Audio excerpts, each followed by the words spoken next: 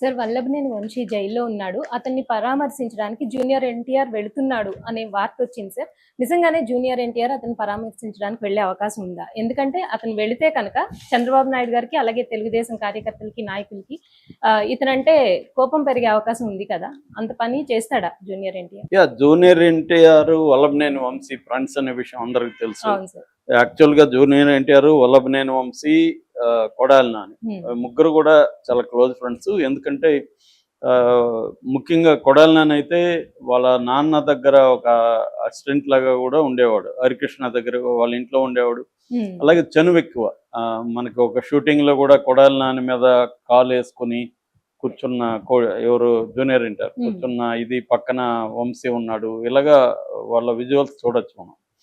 So అందువల్ల వాళ్ళు ఇప్పుడు తన ఫ్రెండ్ అరెస్ట్ అయ్యాడు కాబట్టి వెళ్ళి ఆయన చూడాల్సిన బాధ్యత ఆయనకు ఉంటుంది ఒక ఫ్రెండ్గా.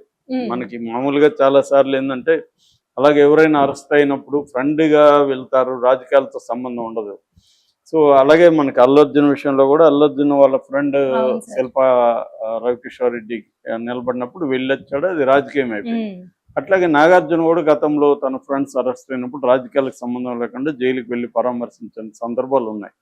ఎందుకంటే రాజకీయాల్లో ఏంటంటే పార్టీలలో ఈరోజు విరోధులుగా ఉండొచ్చు, ప్రత్యర్థులుగా, కానీ వ్యక్తిగతంగా చాలా ఫ్రెండ్షిప్లు ఉంటాయి, బంధుత్వాలు ఉంటాయి. ఇవన్నీ కామన్ రాజకీయాల్లో. అలాగే జూనియర్ ఎన్టీఆర్ కూడా ఆయన ఫ్రెండ్. మనకి వల్లభనేని వంశీ విషయం చూస్తే వల్లభనేని వంశీ కమ్మ సామాజిక వర్గం. తను యాక్చువల్గా తిరుపతిలో అగ్రికల్చర్ యూనివర్సిటీలో ఆయన ఎంబీఎస్ అంటారు, అంటే మాస్టర్ ఇన్ వెటర్నరీ సైన్స్లో గోల్డ్ మెడలిస్ట్. దాని తర్వాత ఇక్కడ హైదరాబాద్లో ఇండియన్ స్కూల్ ఆఫ్ బిజినెస్లో పబ్లిక్ పాలసీలో అడ్వాన్స్డ్ మేనేజ్మెంట్ కోర్స్ చేశాడు అనమాట.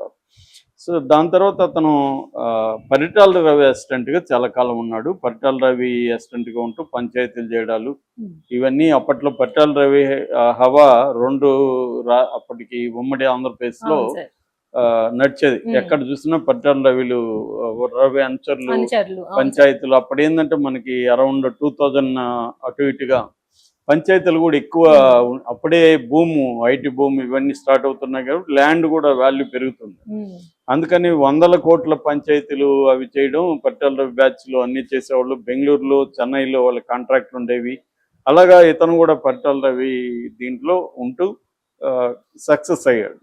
సో ఆ డబ్బులతో ఇతను ఏం చేశాడంటే సినిమా రంగంలోకి వచ్చాడు. 2009లో పొన్నమ్మ నాగని ముమైత్ ఖాన్ హీరోయిన్గా ఒక పాము సినిమా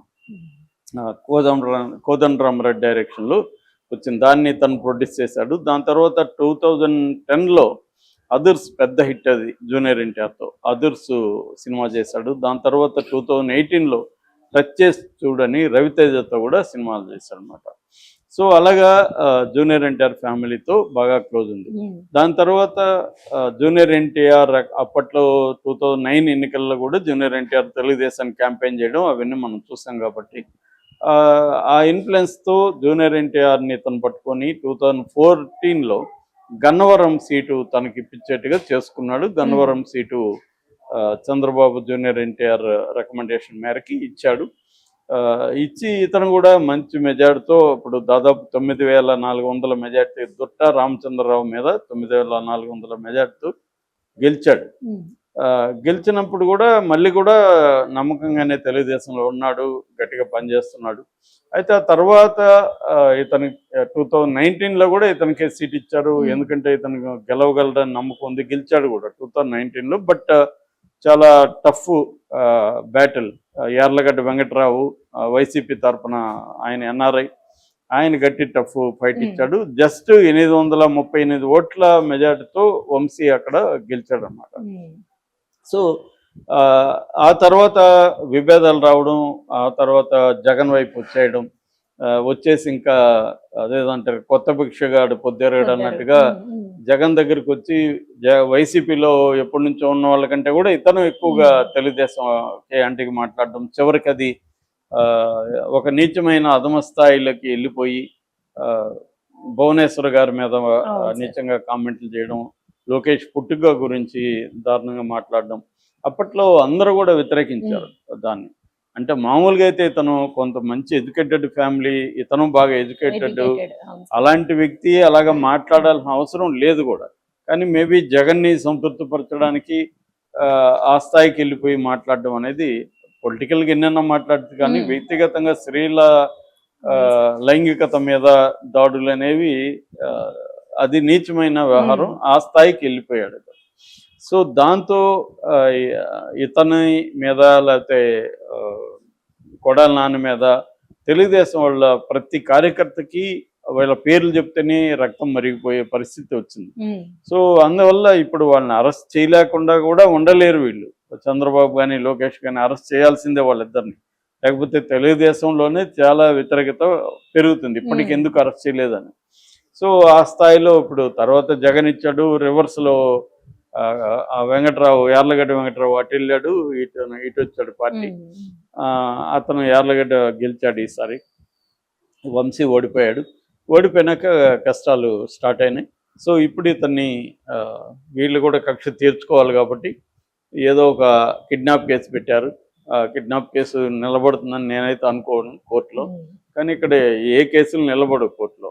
రాజకీయ ప్రేరేపిత కక్ష సాధించుకోవడానికి పెట్టే కేసులు ఏవి కూడా నిలబడవు. ఈ మధ్యన ఈడీ కేసులో కూడా సుప్రీంకోర్టు, ఈడీ తరఫున వాదించే సుప్రీంకోర్టు అడ్వకేట్ కూడా రిజైన్ చేస్తాడు. ఎందుకంటే ఇవన్నీ ఫేక్ కేసులు, ఎవరినో పేరు పెట్టమంటారు, వాళ్ళది ఇంక్లూడ్ చేయమంటారు, ఇది చేయమంటారు.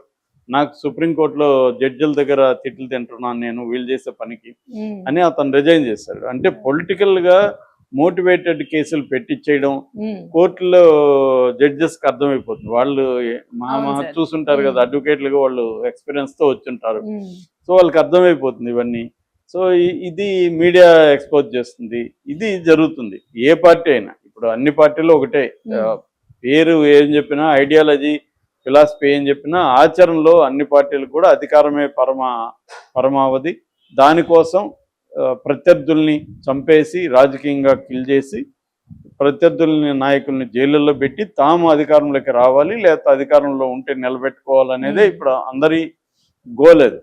ఇది మోడీ దాన్ని మరింత సిస్టమేటిక్ గా ముందుకు తీసుకెళ్తున్నాడు. ఇప్పుడు ఆంధ్రప్రదేశ్లో కూడా గతంలో జగన్ ఎలాగైతే తెలుగుదేశం వాళ్ళని, కూటమి నాయకుల్ని ఇబ్బందులు పెట్టాడు, అంతకంటే 10 రెట్లు తెలుగుదేశం వాళ్ళు కూడా ఇబ్బందులు పెట్టడం మొదలైంది.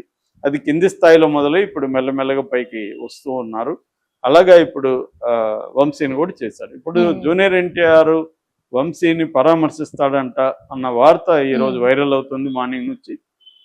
ఇది కన్ఫర్మ్ అయితే కాలేదు అఫిషియల్గా, కానీ వెళ్ళే అవకాశాలు అయితే ఉన్నాయని చెప్తున్నారు. ఎందుకంటే ఆయన ఫ్రెండ్ కాబట్టి, తన ఫ్రెండ్ జైల్లో ఉన్నప్పుడు పరామర్శించాలి కాబట్టి తను వెళ్ళొచ్చు.